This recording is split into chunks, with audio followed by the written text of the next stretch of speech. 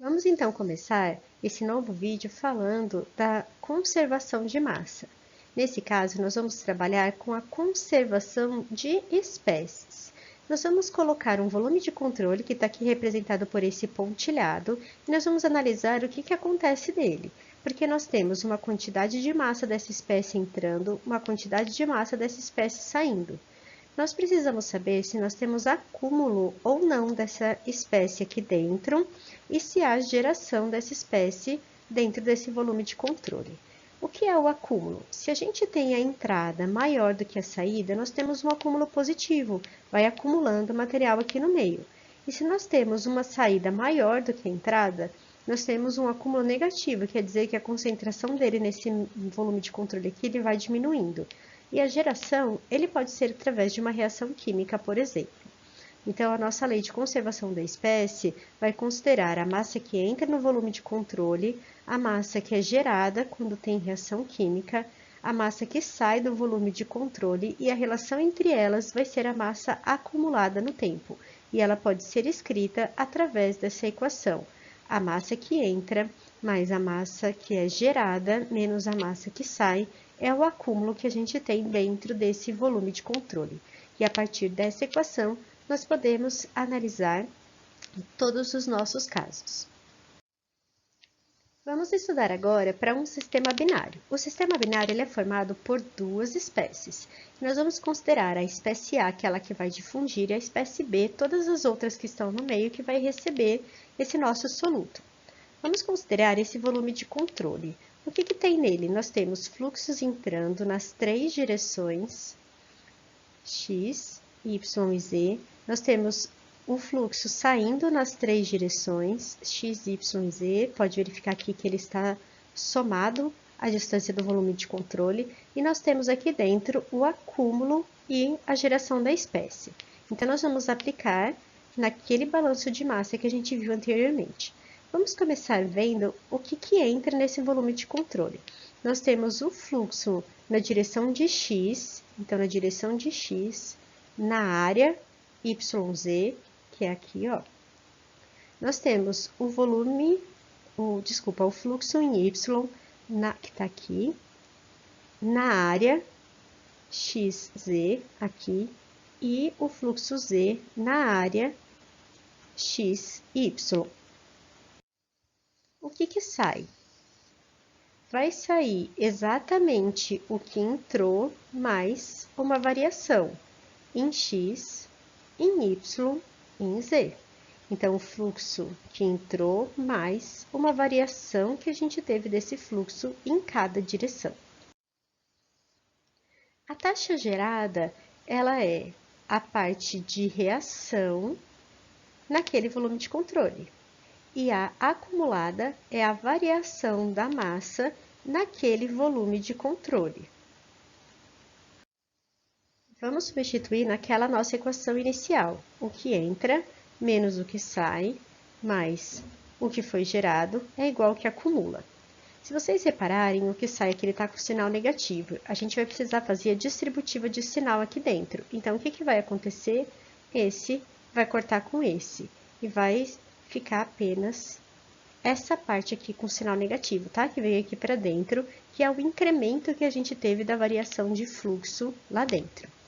Então, a nossa equação da conservação de espécie vai ser isso aqui, ó, mais isso, igual a isso. Como a gente tem em todos os casos dx, dy e dz, a gente pôde simplificar. Então, eu cortei isso e cortei isso. Então, ficou a variação na direção A, na direção X, na direção Y e na direção Z, tridimensional, negativo, tá? Porque o sinal veio daqui, mais a taxa de geração igual ao acúmulo. Essa é a nossa equação geral. Vamos substituir agora os componentes nas direções x, y e z nessa equação geral que a gente chegou aqui. Vamos fazer para o mássico primeiro. Vocês lembram que o fluxo, ele vai ser Rho, DAB, variação da fração na direção x, y e z. O sinal negativo sumiu aqui porque os dois possuem sinal negativo, então menos com menos ficou mais. A taxa de geração e o acúmulo. E o molar, a mesma coisa, só que agora para as unidades molares, que é a concentração molar e a fração molar. Essa aqui é a concentração mássica e a fração mássica, ok? Lembrando que isso aqui é fração e isso aqui é direção. Vamos considerar o DAB, a concentração, tanto mássica como molar, e a densidade constantes. Então, a gente pode dividir tudo por C, por Rho e por DAB. E o nosso fluxo mássico, ele vai se resumir a essa derivada de segunda ordem, e o nosso fluxo molar, a mesma coisa, só que na unidade de concentração molar. Então, essa daqui é a nossa equação para difusividade binária para dois componentes num sistema tridimensional, nas direções x, y e z, com reação química e tendo acúmulo no nosso meio. Complicado, mas vocês precisam saber interpretar o que a gente está vendo aqui. Vamos ver agora como é que ficam em outras coordenadas, porque essa que eu mostrei para vocês é numa coordenada cartesiana. Nós podemos ter a difusividade numa coordenada cilíndrica, onde a gente vai ter agora a influência do raio e do ângulo do nosso cilindro, e esférica, onde a gente também vai ter a influência do raio, do ângulo e do ângulo interno dessa nossa esfera. Vamos facilitar um pouquinho? Vamos trabalhar no regime estacionário sem reação química unidimensional? E como que isso ajuda a gente? Vamos lá. Se ele é estacionário, eu não tenho variação com o tempo. Se ele não tem reação química, eu não tenho taxa de formação. E se ele é unidimensional, ele ocorre num único sentido. Então, vai ficar para mim que a variação da concentração derivada segunda, né? Numa única direção, vai ser igual a zero. E eu vou substituir ali a definição do fluxo, que é C dAB dxa em relação a Z. Z é diferente do que está aqui, mas é só para não confundir que os x, né? Que um é de fração e o outro é de direção, mas é numa única direção. Vou substituir ali e a gente vai ter essa equação. Nós vamos considerar a concentração e o DAB constantes, e para a gente resolver isso, a gente precisa de condições de contorno. Quais seriam as nossas condições de contorno? Vamos ver aqui o nosso sistema. Eu tenho aqui uma fração inicial, que ela é maior do que a fração final, sei isso porque o fluxo está andando nesse sentido, ele sempre vai da maior para a menor concentração. E a variação da fração aqui dentro, ela é uma variação linear e ela é proporcional a essa distância. Então, eu vou dizer que a minha fração de A em qualquer distância dentro deste meio, ela vai ser proporcional à distância que ela vai estar. Então, vai ser o que eu tenho no início mais essa proporcionalidade lá dentro. Então, se vocês perceberem, esse número aqui é menor do que esse daqui. Então, esse número ele vai ser um número negativo.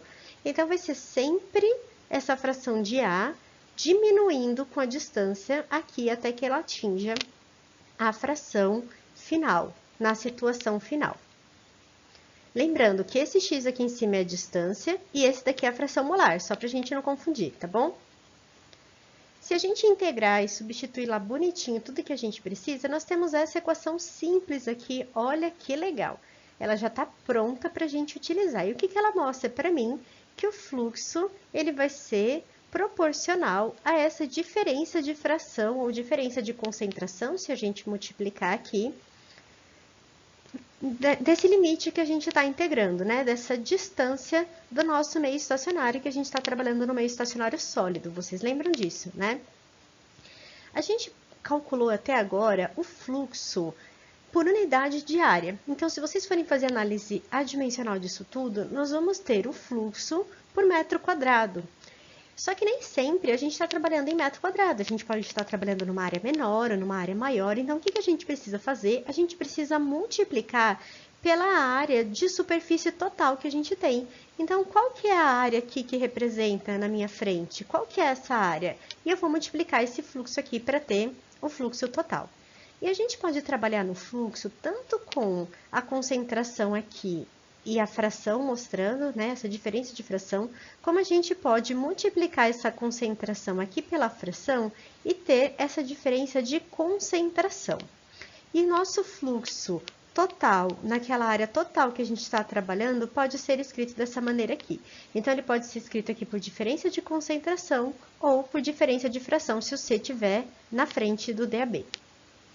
Mais uma diferença aqui, nós tínhamos um sinal negativo aqui, e essa diferença entre x2 menos x1, ela também é negativa, porque nós temos a condição final menor do que a condição inicial. Então, o nosso fluxo, ele é positivo, porque o que interessa para a gente é o valor do fluxo que está ocorrendo ali. Então, a matemática dele vai representar essa condição para que a gente tenha um valor numérico representativo daquele fluxo.